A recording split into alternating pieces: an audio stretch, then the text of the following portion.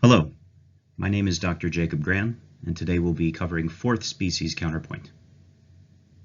Unlike in the previous species, in fourth species we are less interested in the rhythmic proportion between the cantus firmus and the counterpoint, and more interested in the metrical relationship between them.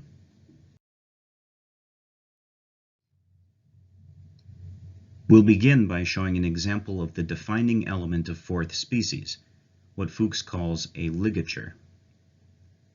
Fuchs's term didn't really catch on, so these are more often referred to today as a syncope or syncopation, or as a suspension. There are two types that we'll need to master, the dissonant and the consonant ligature. I'll give an example of ligatures being used in an excerpt by Mozart, and then we'll finish the video by reviewing the cadence conventions for this species. We'll start with a very normal passage of first species counterpoint.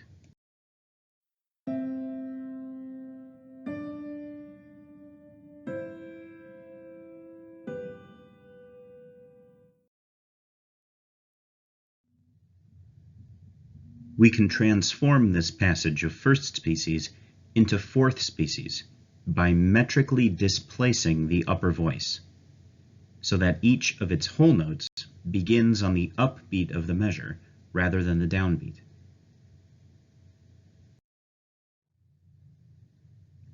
Now, the whole notes have to be rewritten as tied half notes. This is the characteristic rhythmic profile of the syncopation, or ligature. Now, on the downbeats of each measure, the two voices are out of alignment. The cantus firmus has moved on to the next note in its melody, while the counterpoint retains its note from the previous measure, only coming into alignment with the cantus firmus on the upbeat. Notice that this produces dissonant intervals on the downbeats that weren't there before.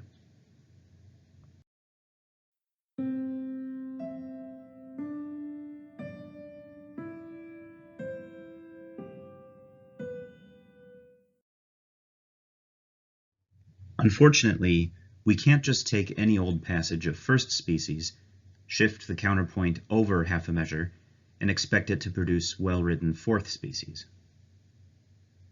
The dissonances that are created through ligatures have to be resolved in a specific way. Dissonant ligatures must resolve downward by step to a consonant interval on the weak part of the measure. This is easy to keep track of. The interval we've written for the downbeat dissonance should be one greater than the consonants it resolves to. So for instance, in the second measure, we have a ninth resolving down to an octave. In the next measure, a seventh resolves to a sixth. And in the last measure, a fourth resolves to a third. Another thing to know about ligatures is that they cannot be used to disguise voice leading errors. This passage might look okay when it's written on the page, but when we listen to it, we might notice that something sounds a little bit off about its voice leading independence.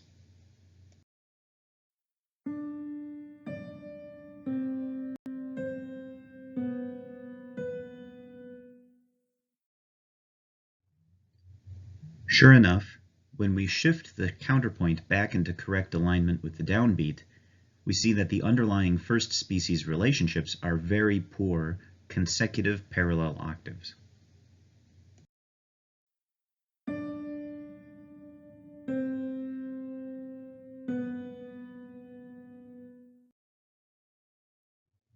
Don't do that. Ligatures can also produce consonant intervals on the downbeat. These can be very useful, since unlike the dissonant ligature, there are no new rules about what has to happen on the upbeat. All you have to do is compose a consonance on the upbeat, which will usually be a leap. In fourth species, the only opportunity we have to include a leap happens on the upbeat after a consonant ligature.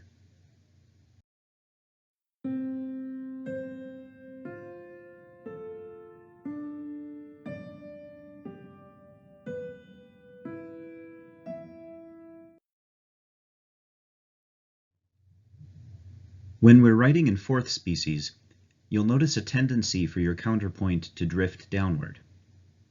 That is because every dissonant ligature has to descend down by step, and so the whole counterpoint has a tendency to get caught in a downward spiral, with one dissonant ligature resolving to another.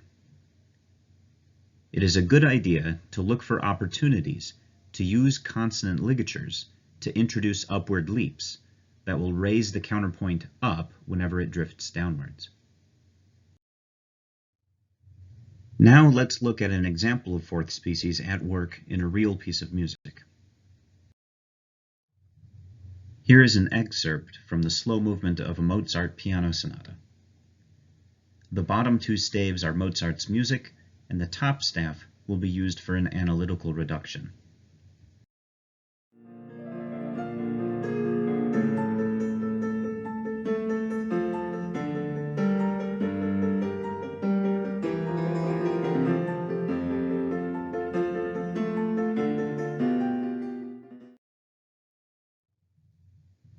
Here I've written in the underlying ligatures that Mozart includes in his right hand figuration.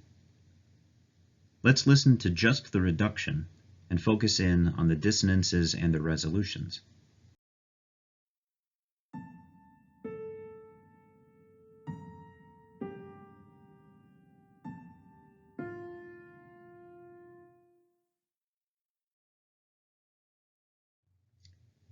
Now let's listen again to the Mozart and see if we can't hear the underlying fourth species pattern in the music.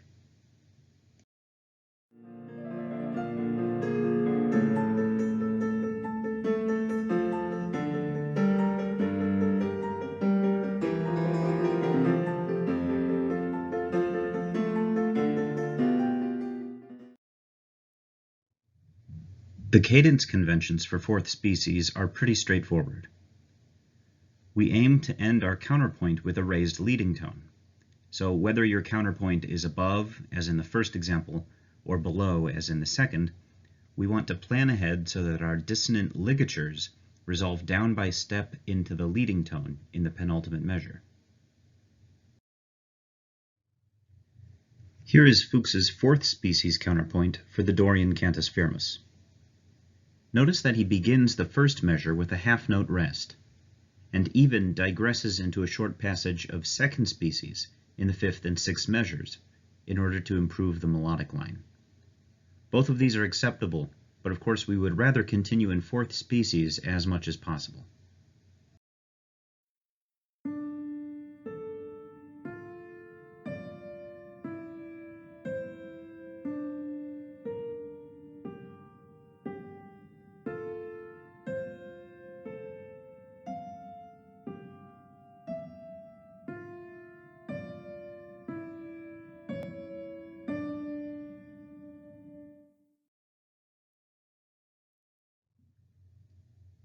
Here are three more cantus firmi for you to practice with.